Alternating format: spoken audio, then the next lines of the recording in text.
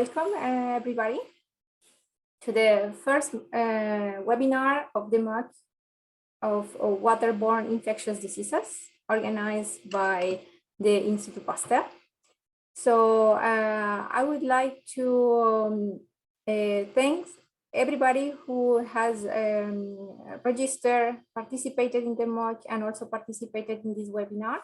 We wanted you to discuss or to propose your questions to our panelists and perhaps discuss some subjects regarding the content of the MOOC that you have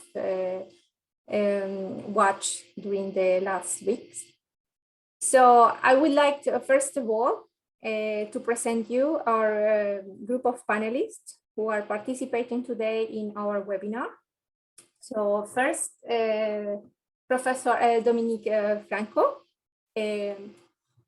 Professor Franco is an emeritus professor of digestive surgery, member of an INSERM research unit at the Institut Pasteur, and a special advisor to the education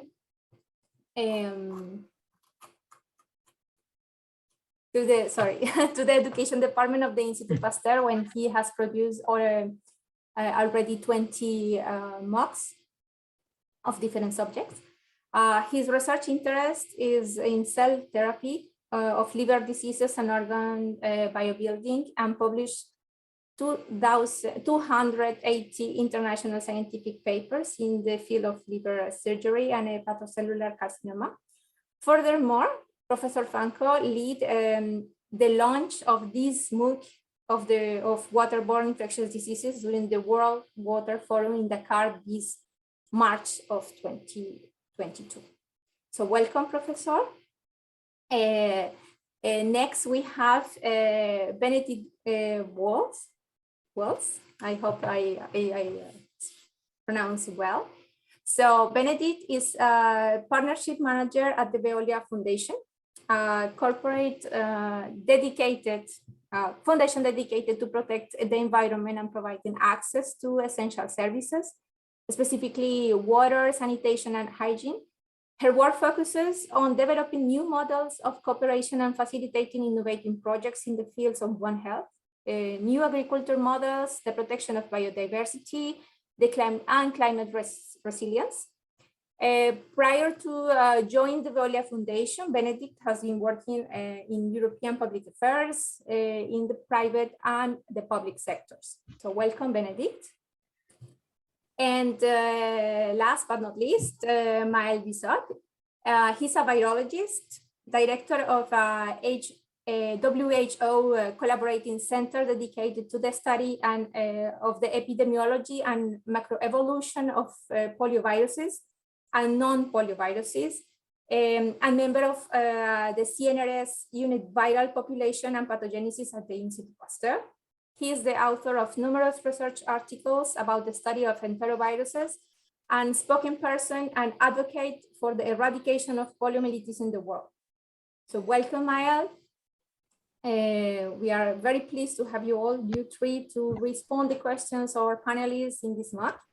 So as a dynamic of this session, we would like to start just proposing some questions that for you in the chat. So you will see these questions that, and you can maybe answer from your point of view.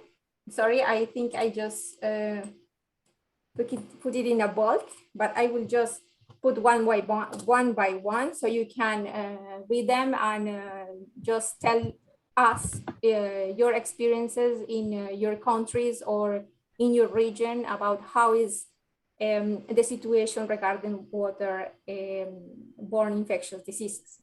So the first question would be, in your country, is there wide access to drinking water?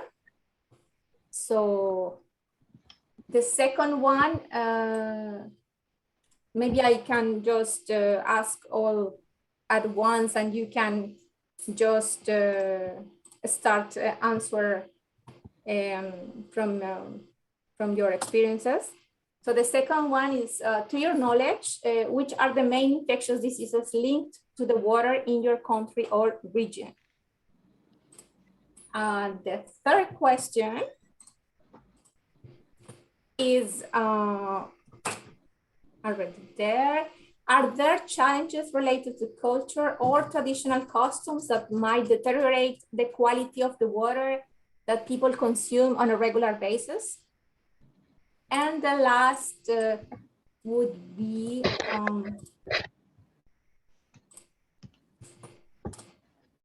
which actions or solutions might be suggested or implemented to improve the quality of water, specifically in your region or worldwide?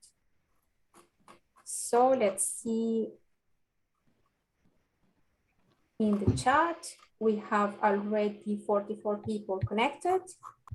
So we can see many people from many places in Africa, Nigeria, many questions from Senegal, and also for different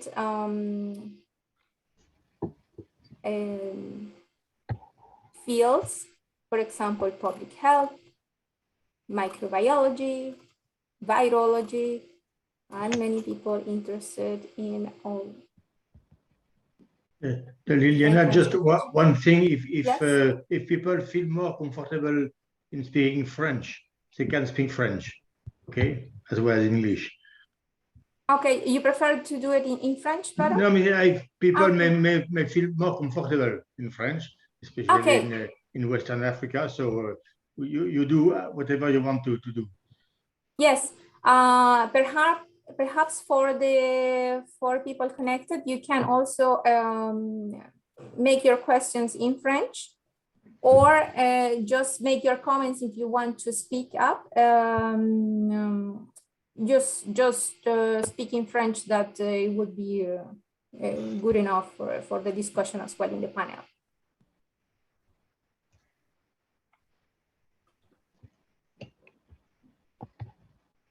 English to French translator. So do you have any comment about the first question that Liliana asks? In your country, do you meet problems with water, with sanitation, with hygiene? Do you want to make special comment about your own situation? In here, we have an answer about the second question related to the diseases associated to water. And one answer was leptospirosis from Teola, who says that this is the most important water associated disease in Trinidad and Tobago due to flooding events. Yes. So this is basically, and she suggested, and for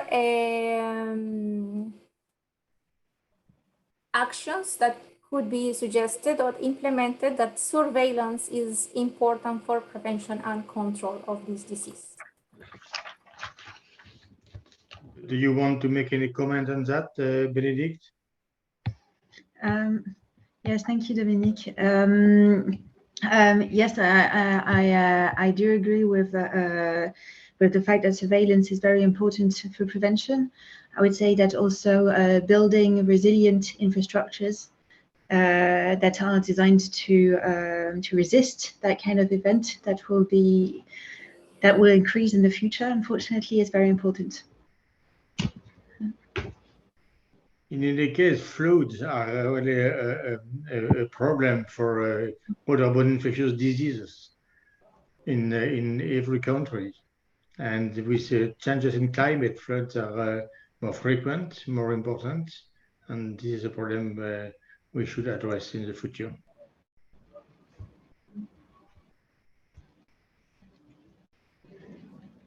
Anybody would like to comment on that?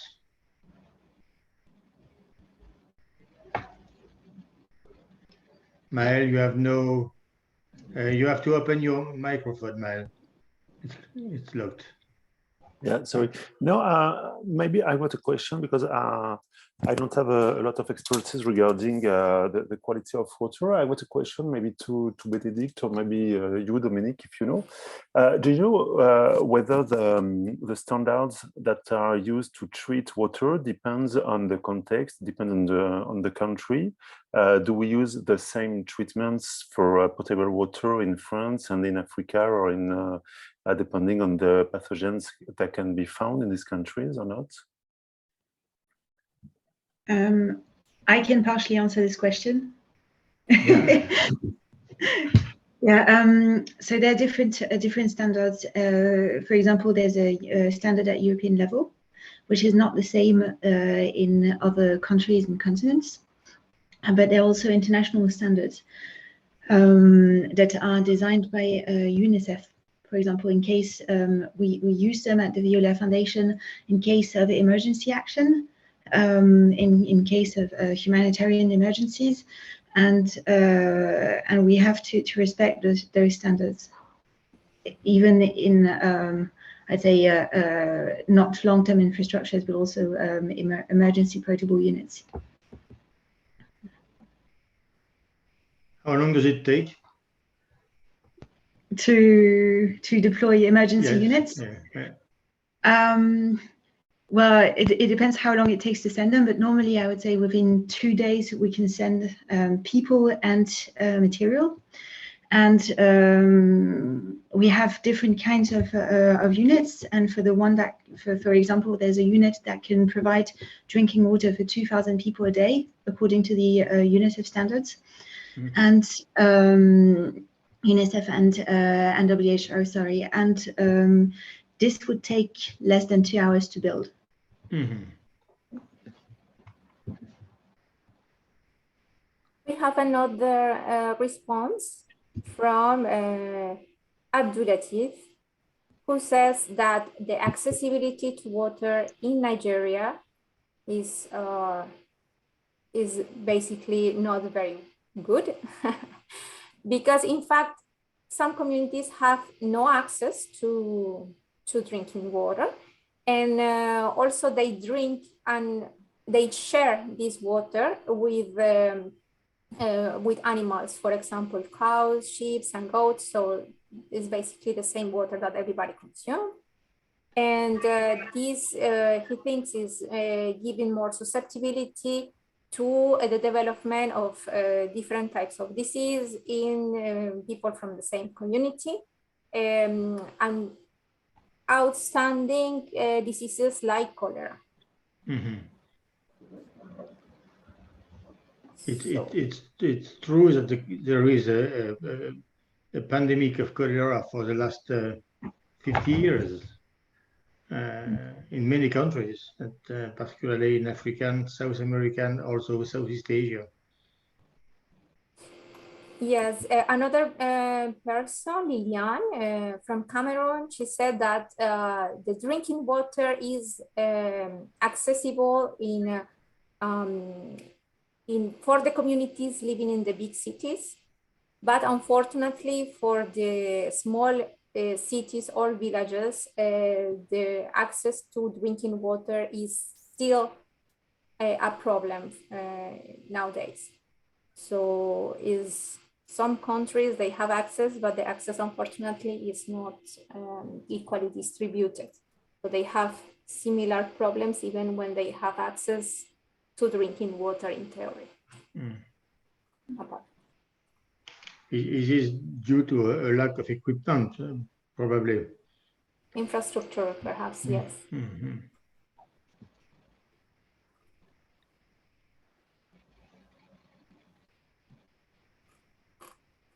So this is interesting. But the last comment, can you tell everybody? Yes.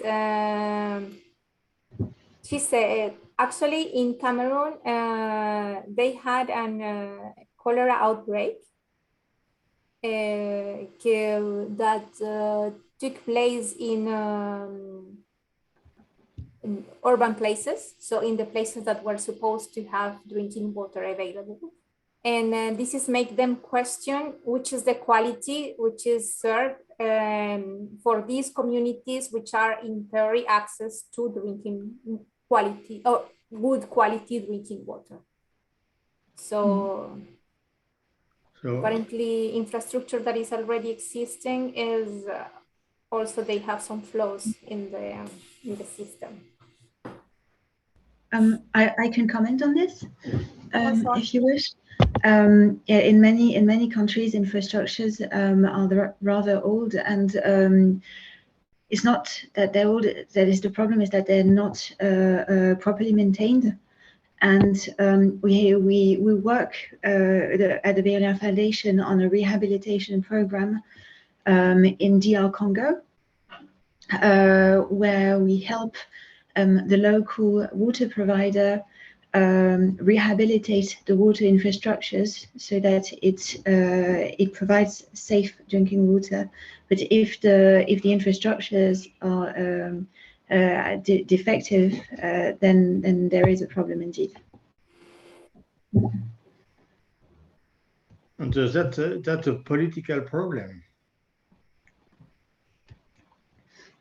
Yeah, yes, of course. It's a question of a political will, but it's also a question of costs, because when you work on infrastructures, you work on very long networks, and you have to finance all of this. Yes.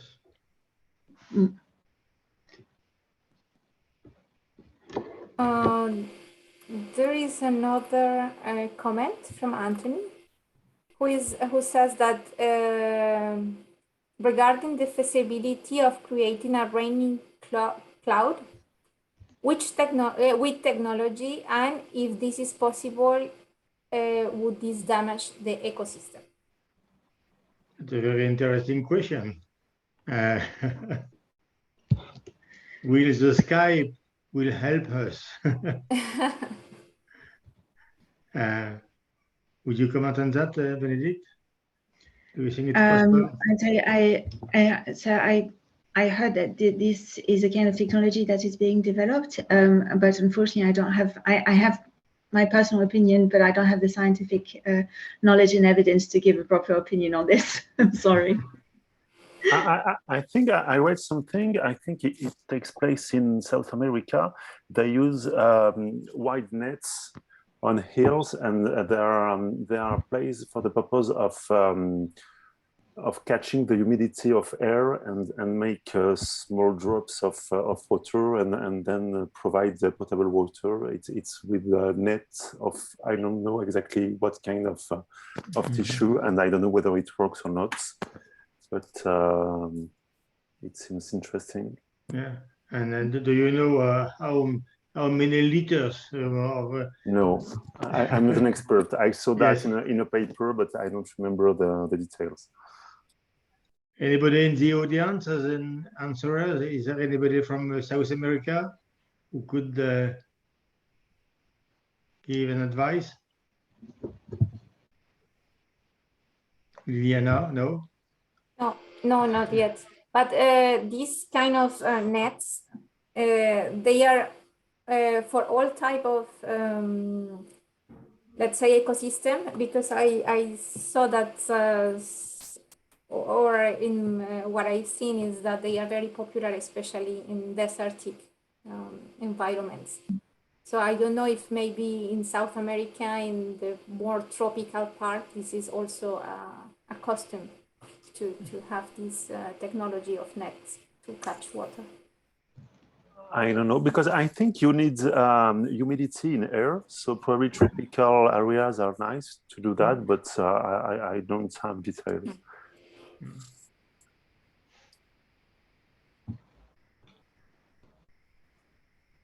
Maybe Benedict, you can speak about the GAC, Global Action Against Cholera.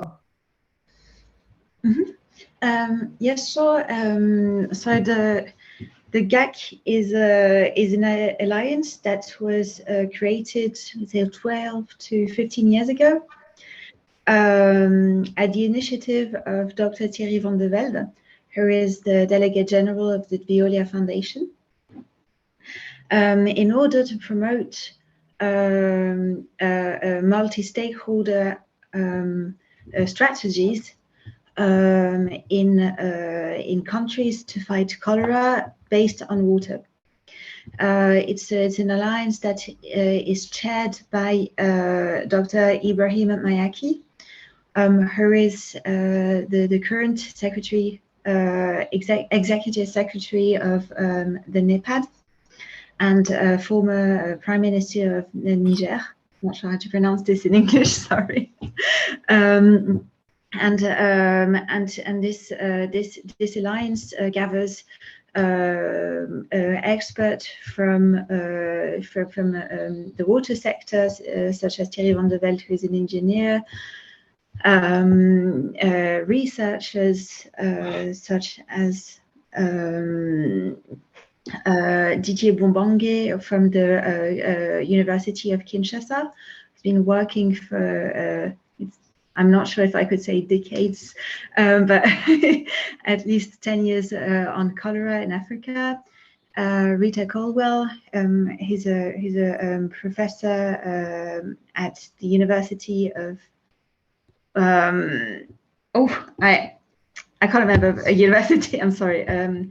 In the United States, and political decision makers, and this alliance aims to advocate this the multi-stakeholder approach, and it is also I'd say it is in parallel to actions that are managed by the Veolia Foundation in DR Congo, where we help to implement their multi-sectoral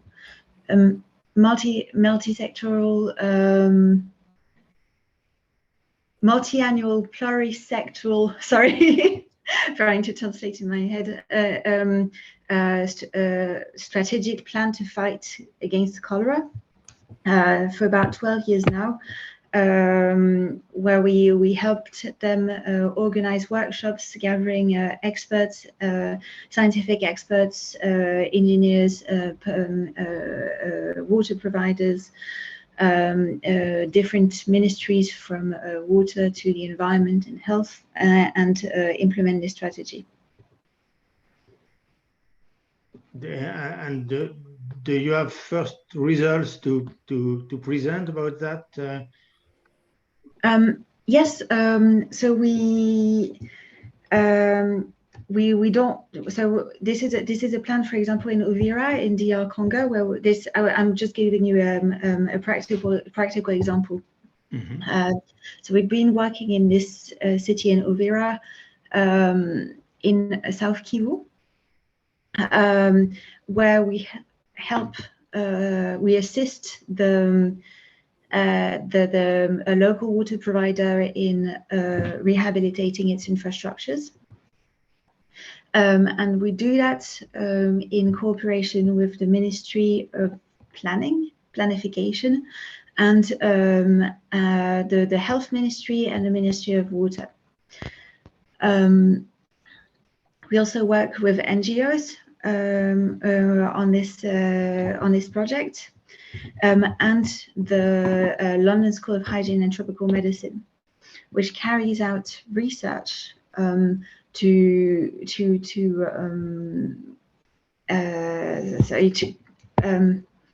evaluate the progression of cholera since the beginning of the work.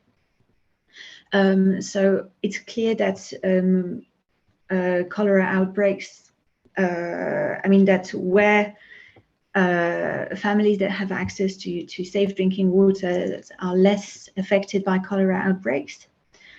And this is, I would say, a sad example, but the infrastructures were damaged temporarily because of floodings in 2019. And so the water provider, the services stopped functioning for a couple of days. and this was enough for the cholera outbreaks to rise again. In a couple of days. I would say I can't remember exactly how long it took, but it was clear that it increased after it stopped.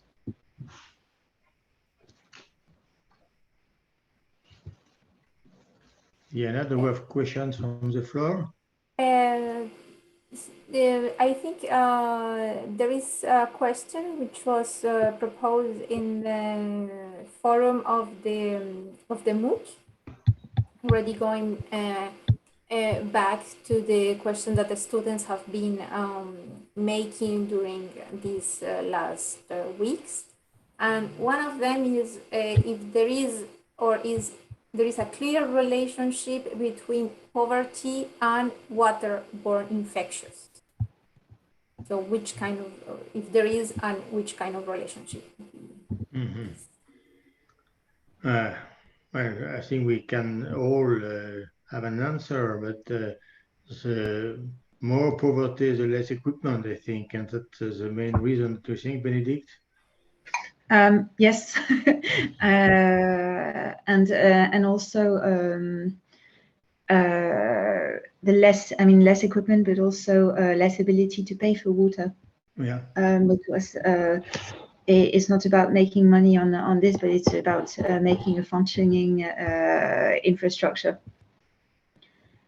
So the households that can pay for water will be more protected, of course. Yeah. And it's the same for the maintenance too, I think. Yes, of course. You need money. You need money. Well, no, you don't have an... No. And awareness raising, sorry, as well. So unfortunately, poor people don't have access to good water. That's, and rich people do have access. But let's say that poverty is only related to the capacity to build infrastructures, or perhaps also to lack of education or other factors that can affect these the propagation of these diseases. In terms of a more global context, perhaps related to some customs or things that cannot be realized by a population which is not, which doesn't have an access to education due to lack of resources. Can you, for example, give some examples just to clarify better, perhaps this point?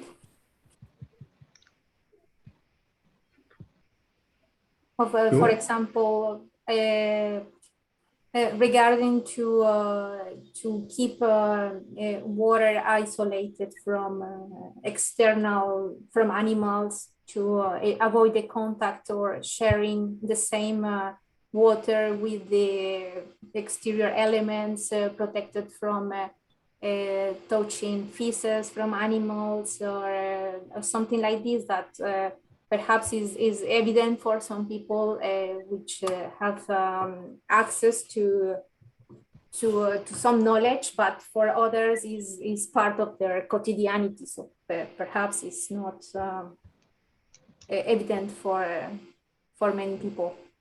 So I don't know if you have perhaps some more examples about how these other things not related to infrastructure can affect the outbreaks of these diseases.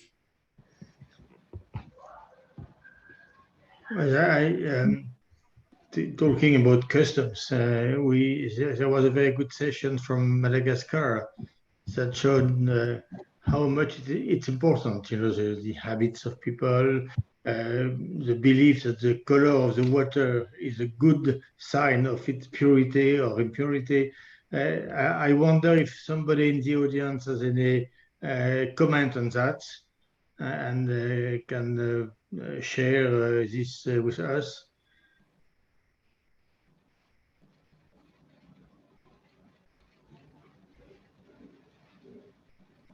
Do not hesitate to make a comment on the chat.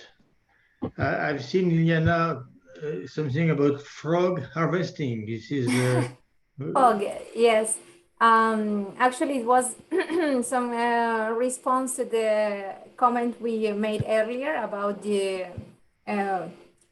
frog harvesting. Is basically how it's called, apparently. It is catching humidity with nets. And Moodketwa responded that it's mostly practiced in mountain regions where the air is not polluted, because there is no sense to catch fog when the air is polluted, would be contamination anyway. Yeah. So it's basically where the air is very clear and the water will be safe to drink. So thank you for this, for clear this up. Beatrice said that regarding also to human customs, the fact that animals and humans share the same font of water is a big part of the problem. So apparently this is very common in some places and can be a very big source of diseases. So there is a request in here that by Cecile, if maybe we can switch to French to see if we can increase the participation of perhaps, I don't know, at some point, to see if a large community of French speakers can feel more motivated to speak. I don't know if perhaps we can switch at some point. But before I see another question from Mexico, which is not French speaker, so I would like to avoid this before, in case we switch. So Joanna said, in Mexico, many communities don't have access to drinking water. In cities with drinking water systems, the water is not drinkable because it is chlorinated. They add a lot of chlorine to the water to clean it. The main source of drinking water is bottled water or water from small purification facilities, which I imagine is very expensive compared to the water that is available in from the pipes. So yes, this is also a statement that confirms that poverty is also increasing the probability to spread let's say, develop or create outbreaks of waterborne diseases in populations. You know what we can do is to speak both French and English, because I saw and noticed some remarks on that. So you can translate in French what we say, what you said about Mexico City, for example. Translate, okay. Okay, I will try. Il y a des populations au Mexique qui ont je sais pas comment dire, drinking water en français, désolé. Potable. Potable, de l'eau potable, mais surtout dans les grandes villes. Et le problème avec ça, c'est que de l'eau, il y a beaucoup il utilise le javel, comment ça s'appelle, javel, pendant les traitements pour les purifier un peu, pour retirer des contaminants de type biologique. Et c'est le type de l'eau qui est disponible dans ce type de ville. Et que la majorité de l'eau qui est potable, c'est laquelle qui vient dans des bouteilles qu'on peut acheter dans les magasins, ou de l'eau qui vient des petits facilities pour les purifier. Parce qu'en fait, ce n'est pas les grandes infrastructures qui sont dédiées à purifier de l'eau pour les grandes populations, ce sont des petits. Et ça, il est fait plus cher, il est fait moins accessible à des populations pauvres. C'est un problème. If I may just comment on this, I'd say that chlorine in itself to purify water is not unhealthy in any case if the dosage is well. I'm not familiar with the water infrastructures in Mexico, but this is something that is used widely and including in France and in all European water systems. Is you use some drops of chlorine to make sure that you get rid of all the bacteria and that your water is actually potable. The taste, like the eau de javel, the chlorine taste that you will have, does not ultimately mean that there is too much. It could also mean that there is still too little, and somehow like the balance is reached. If you put too much, you would taste like chlorine. If you don't, you also taste it. So if it goes through the water systems, I mean, at least in the countries I know, and it says it's potable, it will be potable even if it doesn't taste as good as a mineral water, for example. Yes, no, you're so that everyone thinks that if there's chlorine, you will die from it. It's not like drinking a whole bottle of chlorine. No, that is true. That is true. I can confirm that, for example, in my country, you can. It depends on the city, but small cities they have these facilities, which the water purified facilities that they. I don't know the system, but you can see in the sink the chlorine in the water actually, and it's basically, I think the fear of, or not fear, but that the fact that people don't like this kind of water and they boil the water after they arrive from this, and after you take it from the sink, is that because the way they look and smell, if it smells like chlorine and it looks a little bit like white because of the mix of chlorine and water, sometimes it changes the transparency, and it's not transparent like safe water as you have in your mind. So these kind of impressions make that people don't trust in this water, and they say that, well, I can drink it, but not directly from the sink because they don't trust in this water. So they are not going to die because of this, and they are not going to get any disease, hopefully, because of the chlorine, but it's not something that people take very well from these services. Maël, does it work, chlorination, against viruses? Well, it's complicated. Yeah, it should work, but it depends on the quantity of the amount of chlorination, and so sometimes it's difficult to reach, and also the problem with viruses, sometimes you've got how is it called, you've got groups of viruses, you know, they're stuck into membrane layers, and you've got many viruses in the same group, and so the chlorination is not effective against all the particles. So sometimes, and even in laboratory, we found that if we have how could I say, if we have dirty water with a lot of material inside, it can be difficult to inactivate just with bleach or chlorination. So it's not that easy.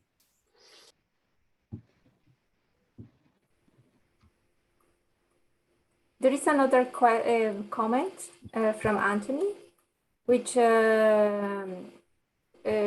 we said that not all clear waters that you see as, for example, I don't know, the natural water source like rivers, lakes, that you can see that they are very clear. They are not actually good for drinking. Sometimes when you are going to rivers or lakes that you can swim and you can actually go into the water, they are not good enough sometimes for drinking. So the water is not always made for all purposes. So this is something that he wants to make clear, and that it's not good to drink all type of waters, even if they look nice. Yeah. Yeah. We come back to this problem they have in Madagascar, that the color is related to the goodness of the water. I saw an interesting question about reality shows. Yeah. It's the same thing that they said in reality shows in which people should survive naked in the nature. You can see good examples of clear water that is not drinkable. So it's not always as it looks.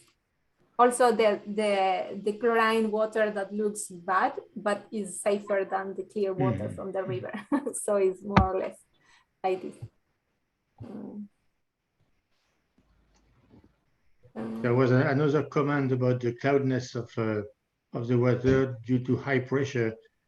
Yeah, there are some Benedicta, other... you want to comment on that?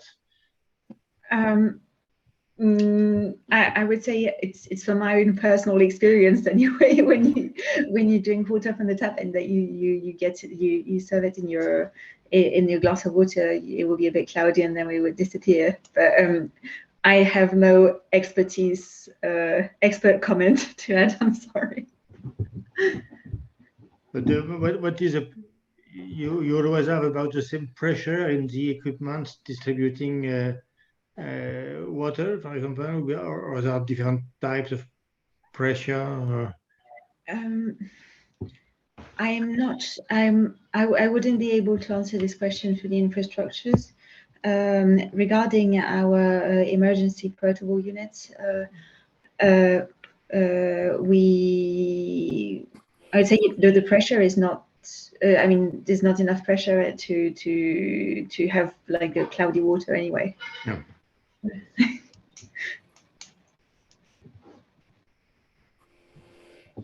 Yeah. There is another comment from ANSYS from IT. It says that there is a real problem there to get drinkable water. Is mostly available in bottles, which are sold to the population, but the same case as before, that is limited, because bottled water is going to be limited, it's not going to be widespread for everybody, and also expensive. And there is apparently a black market of bottled water that is not drinkable, sometimes just to the illegal business on the side, but it's also a problem because people drink it and after they got diseases from this untreated water. So is basically the safest thing is to buy them in the supermarket, which is not very evident sometimes for the small cities, I believe. Would be a problem. J'ai une question justement sur ce commentaire. Donc, qui dit que la population se procure de l'eau dans les points de vente qui fonctionnent sans aucun contrôle de qualité. C'est des points de vente. Si la personne qui a commenté veut bien nous éclairer sur est-ce que c'est des bonnes fontaines qui sont gérées par certaines personnes et on vient avec son bidon, ou est-ce que c'est de l'eau qui est stockée et donc auquel cas on vend des gros containers, des grosses bouteilles, et dans ces cas-là, évidemment, ça risque de poser un problème avec de l'eau qui stagne. Donc, je suis intéressée d'en savoir plus.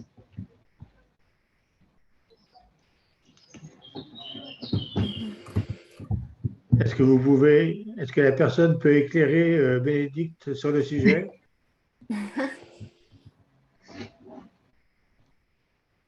crois que c'est intéressant parce qu'effectivement, la distribution d'eau à boire, c'est un vrai problème.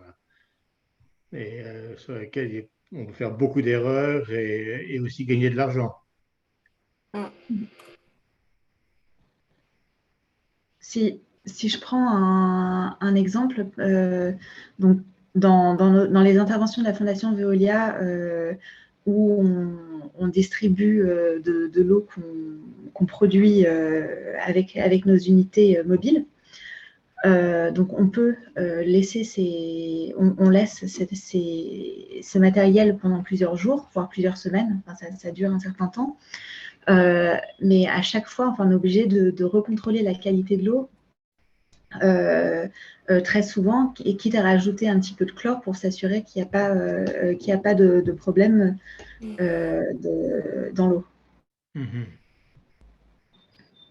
Et on fait très attention à ce que l'eau ne stagne pas pendant longtemps, parce que c'est aussi ça qui est vecteur de maladie.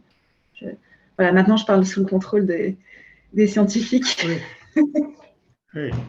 C'est-à-dire que de l'eau qui initialement est bonne contient quelques germes qui, après une exposition prolongée, se sont multipliés. Ah, je vois qu'on a répondu à ma question. Donc, Ah. c'est des points d'eau gérés par des particuliers où chacun vient avec ses ustensiles et les fait remplir. Alors, ça, c'est une solution qui pourrait marcher si, pour avoir de l'eau à moindre coût que des arrivées d'eau chez les particuliers, chez tous les particuliers. Mais effectivement, il faut qu'il y ait un contrôle sur la qualité qui soit continu. Et ça, c'est une organisation qui est peu compatible avec le fait que les particuliers vendent de l'eau. Oui, bien sûr, il faut, ça c'est certain. Enfin, oui, des particuliers. Oui.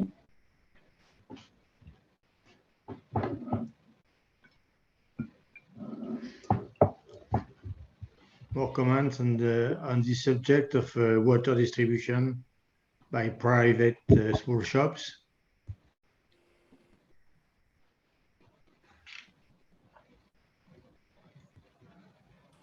Is this frequent in Africa, for example? Do you have many small private shops who distribute water?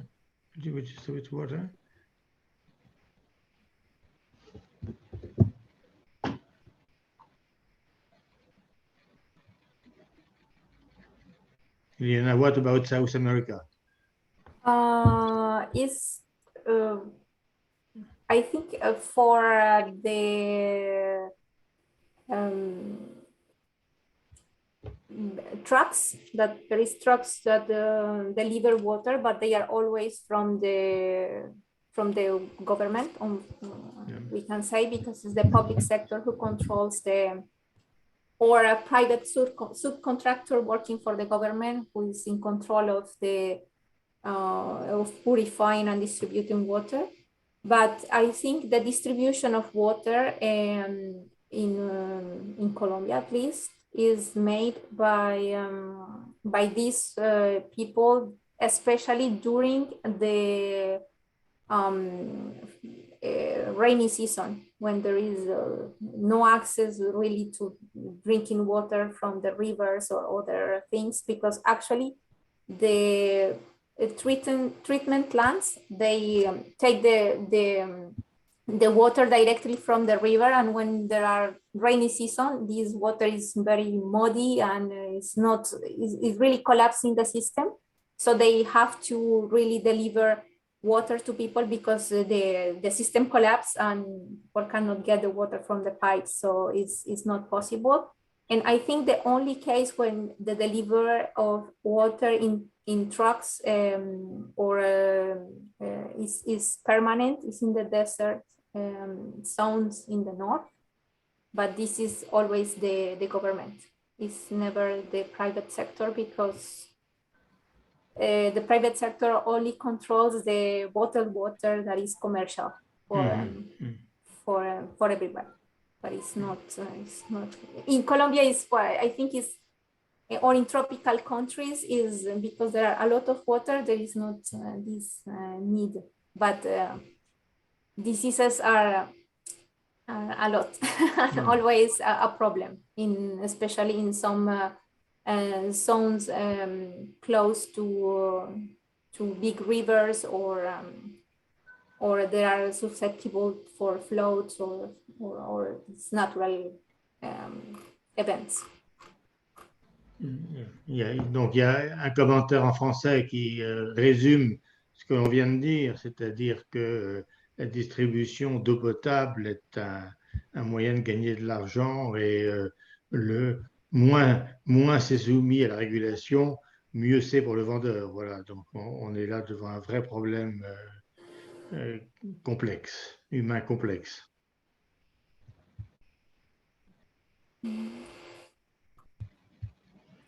Oui, la personne Amis, la personne d'Haïti, qui a parlé du problème de privé des particuliers dans la distribution de l'eau dans la population. Il a dit que aussi il y a un problème avec, pas seulement avec la qualité de l'eau, mais aussi pendant tous les process qui incluent les remplissage du récipient.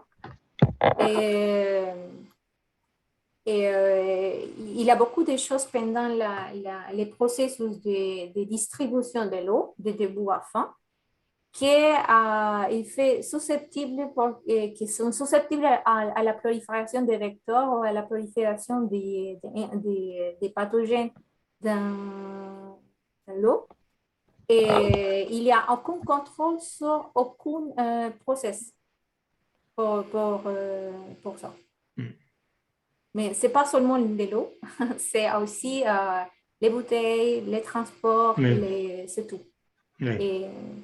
Et c'est un problème à différents niveaux. C'est-à-dire que mettre de l'eau propre dans une bouteille sale, ce n'est pas une bonne solution. Oui, exactement. Et qu'ils les laissent 1 ou 2 semaines comme ça, ce n'est pas aussi une chose. Oui, c'est ça. Mais même, seulement pour rajouter un cas peut-être aussi sur les critères ou les paramètres de qualité de l'eau. Et même dans un seul pays, je pense que ce n'est pas les mêmes pour tous les endroits. Pour les grandes villes, ce n'est pas la même qualité que les petits, ce n'est pas la même qualité que les villages. Et il y a, je ne sais pas,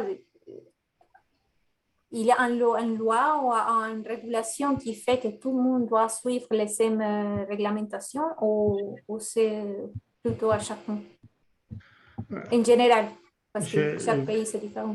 Probablement Bénédicte parlerait de ça mieux que moi, mais comme toujours, les lois générales ont des applications ensuite régionales qui diffèrent. Et en général, il faut respecter aussi la réglementation régionale, parce que les gens y croient plus qu'à la réglementation générale. Non, Bénédicte, you want to comment on that? Or? In French or English? Français, je continue. French. In Spanish.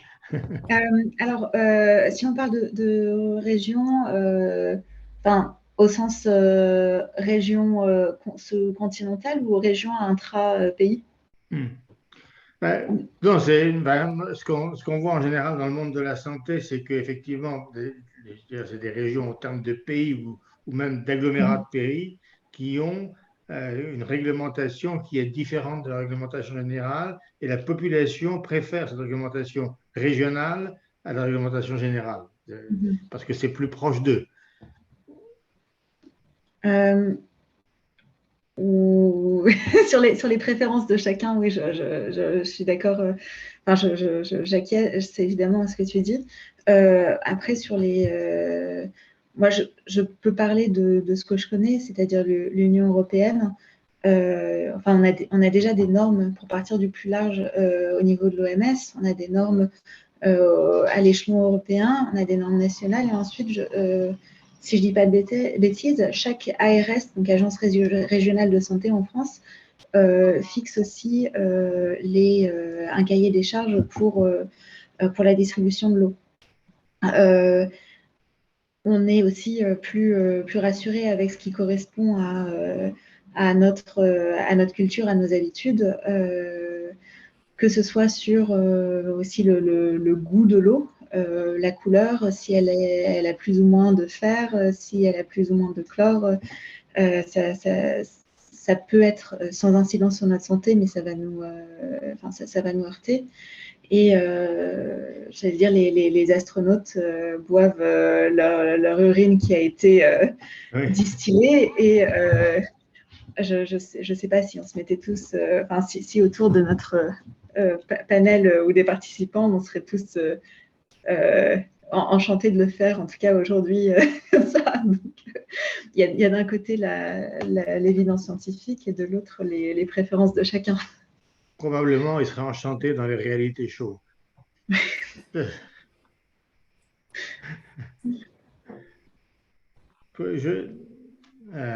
You want to, I don't know if you want to speak French or English, it's difficult, but je voudrais revenir sur ce qui a été fait en République démocratique du Congo, parce que c'est assez quand même assez remarquable. Comment avez-vous réussi à faire en sorte que dans ce pays qui est difficile, hein, qui n'est pas grand, vous avez réussi à faire cette lutte collective pour l'amélioration de l'eau? Alors, j'allais dire qu'on s'appuie sur des acteurs locaux, mais ce n'est pas totalement vrai. C'est-à-dire que la demande vient des locaux à différents échelons, des populations, des scientifiques et des décideurs politiques. Donc, on travaille avec le professeur Didier Bompang qui est intervenu dans le MOOC.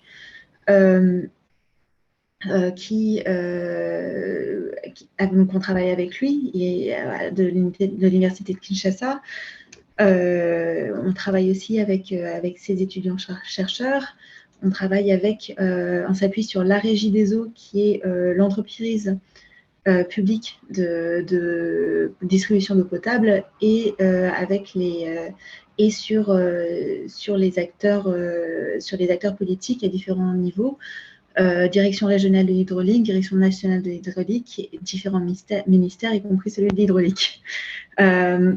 Et donc la Fondation Veolia, on n'est pas venu avec une solution toute faite en leur imposant notre plan. On les a appuyés avec ce qu'on avait, c'est-à-dire l'expertise sur les infrastructures d'eau potable et le traitement. Avec nous, évidemment, les épidémiologistes qui ont l'expertise scientifique. Et on a contribué aussi financièrement. On n'est pas venu seul, on est venu aussi avec l'AFD, l'Agence française de développement, et l'Union européenne. Et donc, si chacun, j'allais dire humblement, donne sa contribution, c'est pas facile, évidemment, parce qu'il y a plein de sujets sécuritaires, climatiques aussi, comme on l'a vu en 2019. Mais c'est faisable, et il faut continuer dans cette voie, parce qu'en tout cas, on pense que c'est le moyen d'éradiquer durablement le choléra dans les pays où il sévit encore, comme on a pu le faire dans les pays européens.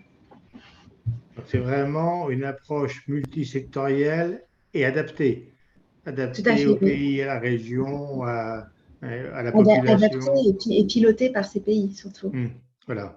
Ça, c'est un point important. C'est-à-dire que c'est pas l'entreprise qui apporte la solution, mais c'est le pays qui propose.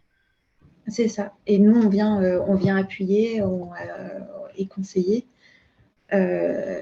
Et ça, c'est quelque chose qu'on aimerait voir en œuvre dans d'autres pays, pour qu'on cesse de traiter le choléra et les maladies hydriques seulement dans la partie curative ou urgence, et qu'on puisse s'en débarrasser. Didier Bompanguet a même défini un nouveau but qui est justement C'est pas la vaccination, c'est le traitement de l'eau. Voilà. Quelquefois, c'est un petit peu antinomique avec ce que certains scientifiques suggèrent, mais c'est probablement plus réaliste. Oui, alors il ne s'agit pas de dire que les vaccins ne fonctionnent pas, mais ils ont une durée d'effet limitée. Et donc, ils sont très utiles en cas d'épidémie pour limiter la dissémination de l'épidémie. Mais par contre, on ne pourra pas éliminer la maladie si on n'a pas une approche multisectorielle. Liliana, 1 hour. Maybe we could ask if there are other important questions.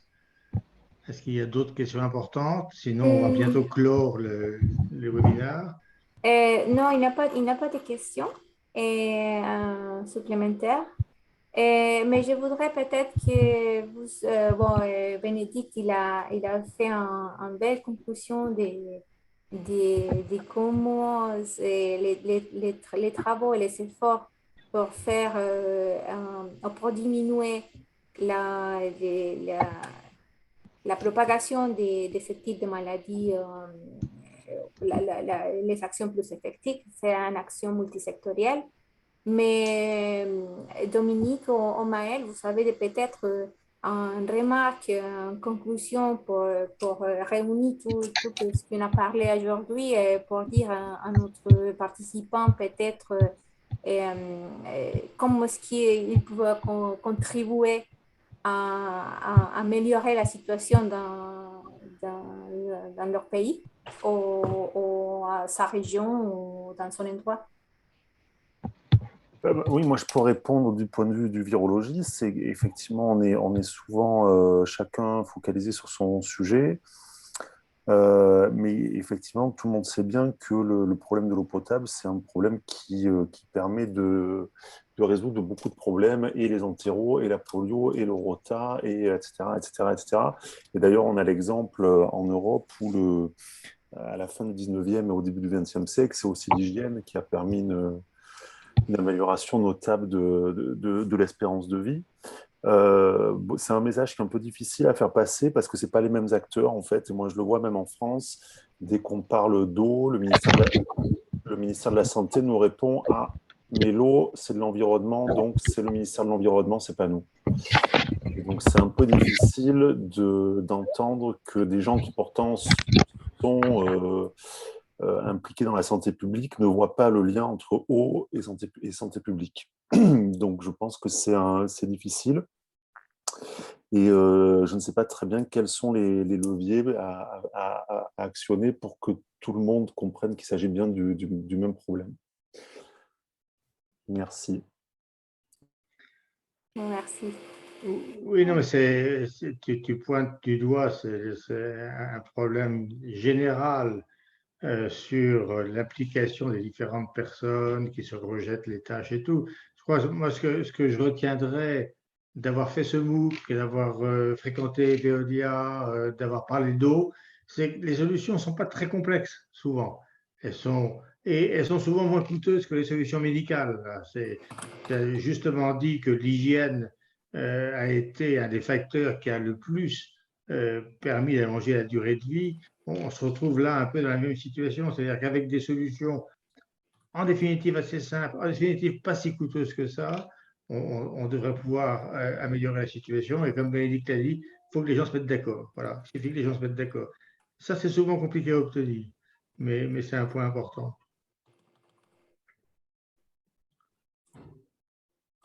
Bon, mais merci beaucoup. J'avais vu un dernier commentaire, dernière Liliana. question, oui, ça c'est par rapport à un commentaire d'avant. Oui. Elle disait, j'aimerais savoir comment il est possible de ressentir le goût de chlore dans l'eau portant celle-ci et en petite quantité dans l'eau en question. Comment est-ce qu'on pourrait sentir? Je pense que c'est une question qui s'adresse à moi. Alors, ça, mais à laquelle je vais difficilement pouvoir répondre. C'est juste quelque chose qui m'avait frappé justement quand j'ai rejoint la Fondation Veolia et que j'ai commencé à suivre des formations sur nos unités de potabilisation d'eau. Et donc, on posait des questions sur le dosage du chlore. Et c'est quelque chose qu'on nous avait expliqué que s'il était mal dosé, donc soit trop peu, soit trop, on allait ressentir le goût du chlore. Après, le pourquoi du comment, malheureusement, je ne peux pas vous répondre. Bon, Liana, you close the session. Yes, I will close. I just want to thank you all for your participation, to the panelists, to the participants who has participated or listened the webinar. I would like also to tell you that if you have any further questions that we couldn't reply during this webinar, please let us know and make them on the forum of the MOOC. We will reply them during the whole duration of the MOOC, so please don't hesitate to make your questions. Thank you very much for your participation, and I hope I wish you the best of luck with the exam for those who are applying for the certificate, and I hope to see you again in further months.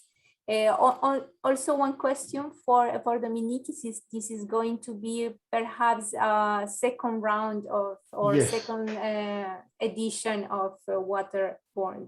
Yes, usually our MOOC are edited 2 years after 2 years. So in 2023, there will be a new edition of the MOOC, and usually we update the MOOC at the time. So maybe in 223 there will be no more cholera, at least in the Republic Democratic of Congo, at least, and things will have changed, for example. So please come back in 2 years for this book.